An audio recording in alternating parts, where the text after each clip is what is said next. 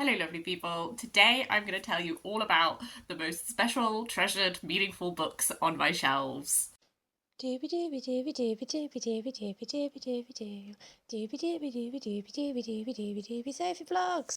I recently did like a mini shelf tour when I did a haul, and I said that if there are any particular shelves that people were interested in, then let me know. And the one that came out of that was I mentioned I have a shelf where I keep a lot of my like special, meaningful books. So I'm going to talk you through all the books that are on that shelf. I'm also combining it a little bit with some other books that live everywhere. So this is mainly books that I've inherited from family members or are books from my childhood, and then there's tangentially related things that live with them because of the themes.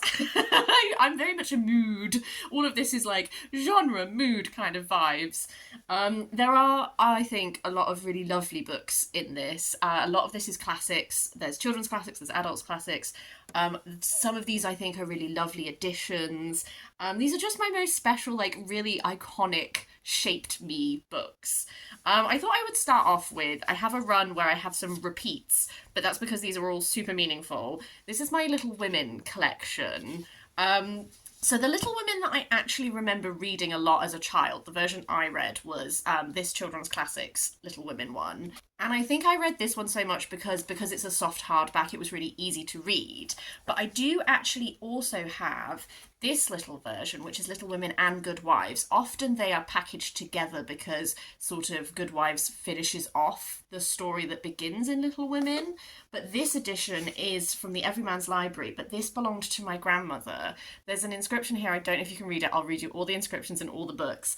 This is my grandmother's address at the time when she lived in Bradford, and it says part of SS Prize, February 1951. I don't know what the SS Prize is, but this is obviously a book that my grandmother won, and I just think it's a really lovely edition. It's one of those that has like the really like papery thin pages. So I didn't read this edition as much as a child because I already was like, oh, I don't want to ruin it. So this was the one I read. This is a special one that I have since read this version of. Because this one is just Little Women, I do also have this lovely version of Good Wives. I love this cover style. I just think this is so lovely. But this one belonged to my mum, and I have her address when she was growing up, age 12 years, 4 months. Date 24th of June 1973. So this was my mum's version of Good Wives. And then to finish off the quartet, I do have a Jo's Boys. This one again, this one doesn't have anything written in it, and I don't know if this one was bought for me. I think this one might have been because it is much more of like a Puffin Classics version. But then this Little Men by Louisa Alcott. Sorry, I did that in the wrong order. Little Men comes before Jo's Boys, don't care. But this one is another family version. So again, this is Jennifer Wilson, which was my grandmother before she got married. So this is hers from being a child. Christmas 1947 from Mummy with love and best wishes. So this was my grandmother's mother, so my great grandmother, who I never met, but this was what she bought her for Christmas in 1947. So these ones are definitely, like, these mean a lot to me. I read these a lot as a child. I read a lot of these books over and over and over again, because when you're a kid, you don't buy your own books, do you? You just read what you have. So pretty much everything I'm talking about, I've read countless times. I cannot tell you how often. Another set of books that I have multiple copies of is What Katy Did. So I have this version that is, again, children's classics by Susan Coolidge. I think maybe this one was bought for me, but this one I definitely inherited. This is like all that Katy did. So What Katy Did is about a girl who on a swing falls off, injures herself, and then has to recuperate in a bed. With hindsight, like, she's really disobedient, and then she gets injured, and then she learns to be like loving and caring. So there's some questionable stuff in there for now. This is Christmas 69, so I'm pretty sure that this is my mum's version. I think that this little illustration on the cover is so lovely. I just think it's a really nice addition. Continue some children's classics, and then I'll transition into adult classics. This little run of meaningful children's books. Let's start really little. I still have The Tiger Who Came to Tea. I was obsessed with this as a child because this girl is ginger and she's called Sophie, and that was enough to get me obsessed. Judith Kerr, such an icon, such a legend. Truly, can never let this go. It is precious to me. I also have my childhood copies of, this is Winnie the Pooh, and this is The House at Pooh Corner. I was obsessed with Winnie the Pooh. I think Winnie the Pooh is such an icon. Look at these end papers that are the Thousand Acre Woods. It has these really beautiful like full illustrations. I loved Winnie the Pooh when I was a child. I think he is an icon, wearing crop tops, eating honey. I still love him to this day. And alongside that, this is a much more recent book, but my partner recently bought Winnie et le Pooh, which is the Latin version of Winnie the Pooh. There is also a Latin version of The House at Pooh Corner. I'm obsessed. I love this illustration. I think that this I think this illustration is so cute. My partner is trying to learn Italian through learning Latin because he was like, "Oh, if I learn Latin first, then I'll be able to learn loads of other languages." So that's why he bought this. But I keep it with my Winnie the Pooh because I think that is a lovely like shelving symbiosis. I have multiple versions of Alice in Wonderland because I was obsessed with Alice in Wonderland as a child. It was my favourite book for a really long time into like my teen years. This is Alice in Wonderland and Alice Through the Looking Glass. This version, again, was my mum's from when she was younger. I'm going to say, based on the handwriting, that this is probably around 12 again, because it's very similar handwriting to Good Wives. Her version, it does have some of the black and white illustrations, but it's a really lovely, like, floppy, used, loved book. And then I also have these versions. This is the Through the Looking Glass. These ones, in contrast to that other one, have like full colour plate illustrations. But because I was obsessed with Alice in Wonderland, I did a textile project at school where I made a book cover for my edition. It's not very good, but you open the door and then there's like things from the book. It's not my greatest piece of work, but I keep it because, you know, I'm nostalgic. It has my little surname sticker in it from when I used to take it to school when I was a child. So this version is much more like child friendly with like really big text and stuff, but I keep them all because I love them. Another iconic book from my childhood was The Little Princess by Frances Hodgson Burnett. I used to just reread this over and over and over again. I was so taken by like Sarah's kindness. When I was a child, I really, really wanted to be kind.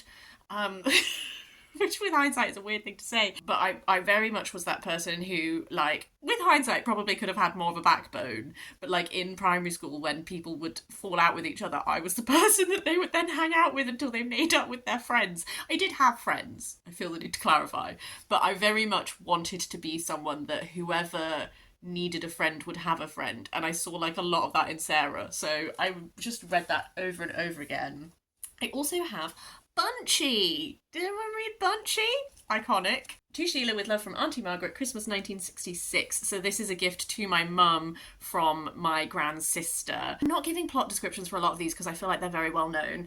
Bunchy, I don't know how well known it is. It's about a girl who like draws things and then she can go into, so like she draws like a doll's house with a girl in it and then she goes and she plays with them. So it's like very imaginative and fun. It was the type of like adventures that I always wanted to have as a child. And then I also have Anne of Green Gables by Ellen Montgomery. I'm pretty certain this was my mum's version. This was from 1938, so it could also have been my grandmother's now I think about it, but it definitely was my mum's version. I actually didn't read this as a child. I think I tried. I had like a big box of books that like lived under my bed, and I think that this was one of the ones that lived under my bed rather than on my bookcase, and so I think I didn't get it out as often, so I actually only really properly read it all the way through much more recently, but I absolutely loved it. I just feel like Anne is such a character. I haven't read any of the sequels. I probably should. I also have The Wind in the Willows by Kenneth Grahame. This is actually not a childhood version, although I think I watched The Wind in the Willows more than I read it as a child because there was like an animated version. I bought this much more recently. I love the cover. I think this is so cute. And so I keep it alongside all of these because it feels very thematically relevant. And also I fell head over heels for it when I read it. I love Molly with my whole heart. There is something so gorgeous and comforting about like the little adventures that they get up to together. Okay, now we're going to go more to like classics. I was obsessed with Jean Plaidy as a child. I had so many Jean Plaidys because we would go to, there was like this one pub that we went to whenever we went on holiday to Wales, and they would have big boxes of books on sale outside when it wasn't chucking it down with rain, and I just hoovered up every single Jean Plaidy I could find. I would just be able to get them like 50p a book. So I had loads of Jean Plaidies. I have since given away a lot of my Jean Plaidies because space, and I moved out of my parents' house, and all, like you grow up, you're like, oh, I need fewer possessions. But I kept Madame Serpent. This one is about Catherine de Medici. This was my favourite as a child. I was obsessed with this book. It tells the story of Catherine de Medici as she marries into the French court. It's sort of like, I don't know what I was obsessed with about it. I think it was sort of like how, although she comes from this family that is very powerful, there was like a vulnerability to her in this telling when she marries Henry, and then when she realizes that he's absolutely in love with Diane de Poitiers and like there's no hope, she kind of like turns into this like vicious woman. I don't know, I was just obsessed with it. And then I also have St. Thomas's Eve, which is about Thomas More and his daughters, which I read actually much more recently, which is why I still have it. Because there are some Jean Plaidies that I kind of wish I didn't give away, because I would quite like to reread them. Just because I think they're really solid, enjoyable historical fiction. And I definitely think I was the child and my mum was the same, where we learnt a lot of history through reading Jean Plaidy, and that like set us off on being people who are interested in history and wanting to learn and then wanting to read non-fiction and all that kind of thing. I feel like a lot of my historical like grounding comes from reading these historical fiction books. And then Jean Plaidy also writes under a couple of different pseudonyms. Jean Plaidy is a pseudonym in itself, that's not her real name. Jean Plaidy is a historical fiction books. Victoria Holt is like slightly more melodramatic, that kind of thing. The Silk Vendetta was my favourite book as a child for so long. I've not reread it since I was a child. With the power of hindsight, I wonder if there are things in here that maybe I shouldn't have been reading about as a child, because it's about Lenore, who grows up, and she's like, she grows up alongside this very well-off family, but she's like the daughter of the seamstress. They're a silk family, that's how they made all their money. And it's like, there are two brothers in the family, and one of them like falls in love with her and they have a very pure innocent love, and then the other one is an absolute menace, and I'm pretty sure he sexually assaults her, and then like shouldn't like more plot happens, but like it does have some darker moments like that in it. And then now I wonder, like, should I have been reading this as like a small 8-year-old child? I don't know, but you just go with things when you're a kid, don't you? You just read stuff and you're just like, I was really taken by the decadence of like the descriptions, because they are a silk family, like the fashion descriptions in this I remember being really taken with, and I just loved like the melodrama.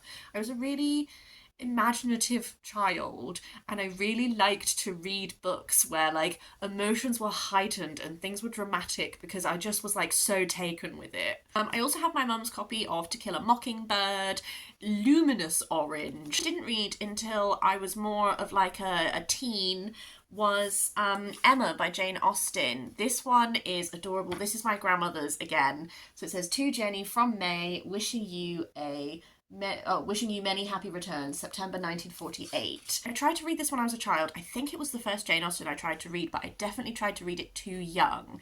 The language kind of confused me, and I think Emma as a protagonist, because she does make so many mistakes in this, and like her journey is one of recognizing where she's overstepped and everything. I just think that I was too young when I first tried to read it. And then I got really into, oh god, what was it called? The Lizzie Bennet Diaries, which was like a retelling of Pride and Prejudice through Lizzie has a vlog. I was obsessed with it when I was at university. And then they did an offshoot that was called Emma Approved. And I read it after having watched that offshoot. And I think it really helped, because I think it really helped me sort of get a sense of what Emma's growth was going to be like. So then I had like enough grounding. So then when I read it properly, I really fell in love with it. Because I really enjoyed that, I then explored Jane Austen in general. So most of my Jane Austens, where are they? So most of my Jane Austens do live near that one. The one that doesn't is, I got this beautiful Folio Society edition of Pride and Prejudice in like a second-hand bookshop. It does have some illustrations in it. I've reread Pride and Prejudice a couple of times. I absolutely adore it. And this one lives, I have another shelf that is where all my beautiful folio books live, which I'm largely not talking about in this, but I can at some point. Northanger Abbey definitely lives by it. I just got this one secondhand. Northanger Abbey is one of my favourite Austens, actually. I loved it. And this Sense and Sensibility I actually got in Paris from Shakespeare and Co. It has the little book stamp that they do, but it also just has these I just love these sort of like watercolour. This is a whole range that they do. Because this book is so little and adorable, I have a few other little adorable classics that live next to it in a little row. So this is my version of Jane Eyre by Charlotte Bronte. It's a teeny tiny, like, cannot emphasise enough how thin these pages are. I got this in the book barn. I first read Jane Eyre, I must have been maybe 16, and loved it, and then went on to study it at university and got like a whole new appreciation for it from like a critical lens and everything. So this one is one that means a lot to me because I feel like I read it and I enjoyed it, and then when I studied it, it gave me like a whole new way of looking at it, and I really loved that process. And then next to that we have The Life and Death of Jason by William Morris. This is, I got this one secondhand. It's like a long poetic telling of the story of Jason, the search for the Golden Fleece, and Medea, and all of that. Another book that I read and I loved, and then I studied it and it made me love it even more, is Rebecca by Daphne du Maurier. This has to be one of my favourite books of all time. This is my mum's version, and I really distinctly remember I read it when I was in sixth form, and I absolutely loved it, and I was just like, Daphne du Maurier, you are incredible. And then when I was at university, I studied it, and I brought this version with me, and I remember my tutor being like, oh, that's such a good like vintage like cover version of it. I just think Rebecca is a story that I could just read over and over and over again. The way that Daphne du Maurier crafts her sentences and writes, the sort of different ways that you can read this and approach it with suspicion of sort of everyone involved. I just adore it.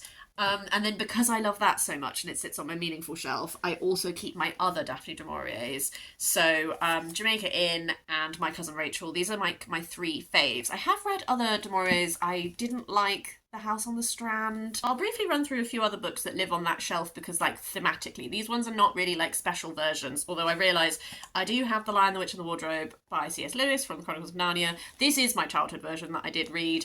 I actually got rid of all the rest of them because I did a reread of this series a couple of years ago and I didn't love the whole series as much as I just liked this one book. So I've only kept this one and I gave the rest away. Capture the Castle by Dodie Smith. This is a really sweet, like, hardcover edition. This felt very in the vein of some of these other like childhood classics, so that's why this kind of lives alongside of them, because I think thematically it works really well.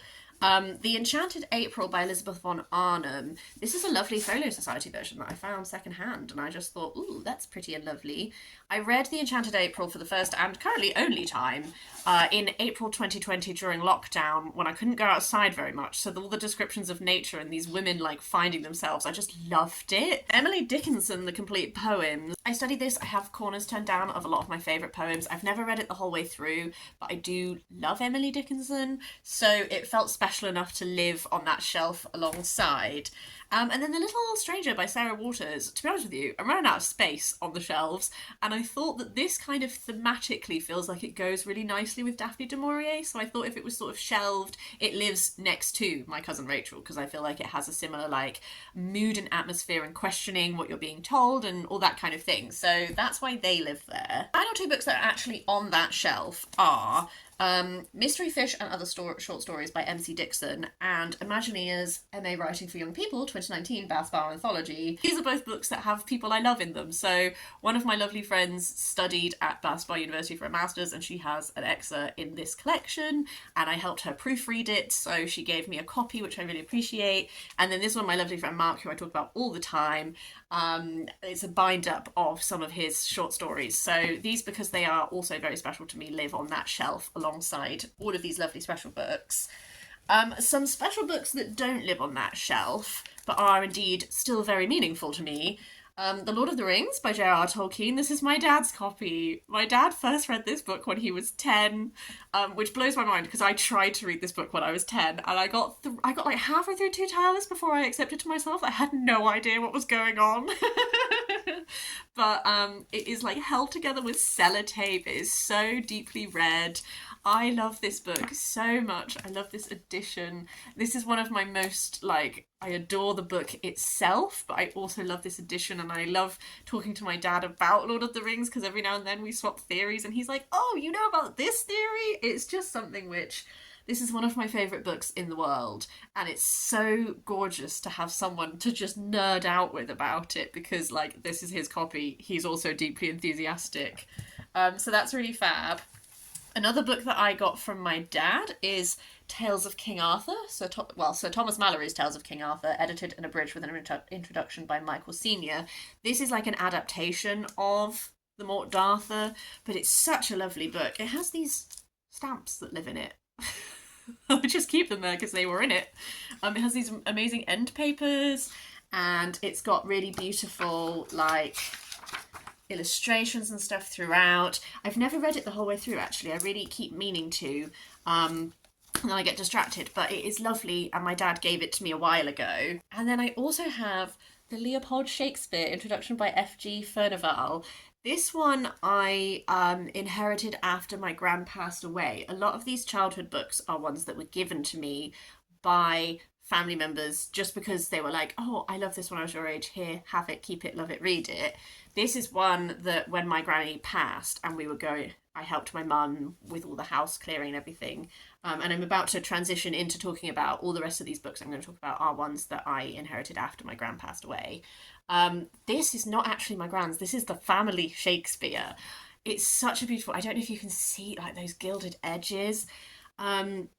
It has D.C. Wilson, Wilson was my grandmother's maiden name, so I think this was her dad's, 100%, but it is such a beautiful, like, this also has illustrations throughout. It's beautiful illustrations all throughout. It's gorgeous. The text is like, split in two. In the contents, my gran, I don't think you can see it. She's marked with a little line the ones that she's read, and then she's underlined the ones that she really liked. I found in it, I've actually put it somewhere. I actually put it somewhere else to keep it safe, so I don't have it on me currently. But I found in it a little crib sheet that she put together when she was reading The Winter's Tale, so that she could keep track of who everyone was and what their relations were to each other. So it's really beautiful. It's quite delicate. The spine is coming off, so I have to be really careful when I read it, but I do adore it. Because I helped my mum sort through all the house, I got to keep some books that were sort of meaningful. So as well as the Shakespeare, I also selected these 4 poetry collections. One thing about my gran is that she puts little scraps of things in to remember. I turn the corners down on, when I'm doing poetry collections, I turn the corners down on pages that have poems that I really love in it. My gran just put lots of little scraps in. So 20th century poetry, Harold Monroe, 1946. I'm going to assume that's when Gran received it. Although it says Enid, but it says 1948 inside. Winifred Joyce, Enid Martin. So I don't know if my Gran has inherited this from someone else. I did read this one. Poems Old and New, selected by A.S. Cairncross. I've also gone through this one, and it's really lovely how J. Wilson is Jenny Wilson, so she's obviously inherited it from someone else and crossed their name out. And then this is a little note about a poem that she wants to look at further. But a lot of the ones in this that she really liked are ones that I also really liked, and I hadn't known that we had that same taste in poetry, particularly ballads, actually. This one is definitely hers. It's, again, her name and address. But this was from September the 10th, 1951. I haven't read this one yet. And then the other one that I haven't gone through yet is 100 Years of English Poetry. But this one has like little newspaper excerpts in it and like throughout it and stuff, which is fab. I'm going to enjoy reading those when the time comes. But again, this one was also when she was in Bradford. So I'm going to say that this is also late 1940s. I also inherited Handbook of the British Flora and Illustrations of British Flora. My gran had a lot of nature books. These ones are from 1950. I love nature. I love being out, so I'm really hoping to use these quite practically. I also have Wildflowers of the Wayside and Woodland, and Birds of the Wayside and Woodland. You can see from this one that she's been out looking for birds a lot because there's loads that are and again, there's lots of little newspaper cuttings and RSPB information and everything in it. This she got for Christmas in 1949. There's so much in it that is things just like, and she's also put like little notes of when she saw different birds, which I just love. Um, the wildflower one has this little these botanical drawings in that she did. Oh, and in the back it says Constance Jennifer Wilson, bought with birthday money, October 1948, age 15. I just adore having these books. They make me feel genuinely like so connected to her. Makes me a little bit emotional actually. My granny grew up in Bradford, but when my grandparents got married, my granddad was a teacher at school for the deaf, and he actually moved around a lot. Based on where teaching posts were. So they ended up in the Forest of Dean for a bit. They also ended up, they spent a lot of their time around like Taunton in like Gloucester and Somerset and that kind of thing. So I also kept a nature guide to the West Country because our areas definitely overlapped, and I just love the idea of being able to go out and about with, because these ones are so precious. I want to keep these at the house and consult them. This is one that I want to take out and about with me a lot more so I can identify things on the go. Also got from her how to recognise British wild birds, how to recognise British birds' eggs and nests, and more about British wild birds. I just want to be able to identify things when I'm out and about, and these all have like a really beautiful like things on the back. And when it comes to inscriptions, this one says, "To Jenny, wishing you a happy birthday and tons of good luck from your friend Marjorie, 1948. I don't know who Marjorie was, and now I wish I did. And then this one she bought in Lincoln in 1948. 1948, I feel like, was a good year for books for my gran.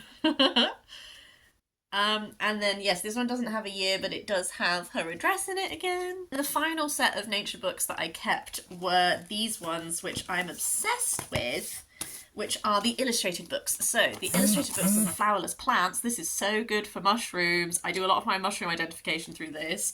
The illustrated book of insects and the illustrated book of trees. This is an example of like, it's like illustrations, but then they also have notes on the other side that tell you like what time of year, what kind of habitat. So they're really helpful for trying to figure out what you found, because lots of mushrooms do end up looking the same. Final note, I will also just show you quickly, I also inherited some handwritten things. So I have my granny's botany school book because she kept it, and I feel so touched that she kept it all these years. It says at the start, September 1947, and she was so good at botany. Like, she has all of these very meticulous drawings, and it's just her workbook from when she was at school, but she had all these really meticulously labelled drawings and essays and all this kind of thing, and she clearly kept it because it clearly meant like a lot to her that she did well in this subject that she loved, and so I just couldn't leave it. I also have some recipes that belong to my gran in this little thing, but I haven't talked about my nanny very much. At the time when my nanny passed away, I didn't really have the capacity to keep so much because I was away at university and that sort of thing, so I didn't get to keep that much of her like books and that kind of thing. I do have things from my nanny, but they're like, this is my engagement ring is my nanny's 40th wedding anniversary ring that she left to me, so it's not like I don't have mementos, but I don't have as many books. But I do have these lovely notebooks that are all of her recipes, handwritten. In her, people just had such beautiful handwriting, didn't they? Annie was like the queen of puddings. She was just so good. She was just so incredible. She used to work in a hotel making puddings, and these just have lots of her recipes handwritten in, and I love that. Annoyingly, a lot of them I can't eat because I'm allergic to loads of things, but I love to keep them anyway. We'll call it a day there. I'm so sorry if this was horrendously long. When I got going, I couldn't stop talking, actually. I hope that this was in any way interesting to you. I've had a lovely time. I don't know if you have. But these are just books that are so meaningful to me, and they make me feel so connected to a lot of my family and that kind of thing. I just love them. I would really love to hear, like, have you read any of these? Do you have any thoughts on any of these books? But also, like, do you have special books? Have you inherited any books from any relatives or anything like that? I would really, really love to hear about them if you do. But I'll stop waffling now and I will leave you, and I hope you have a really lovely day. I will see you next time for something different.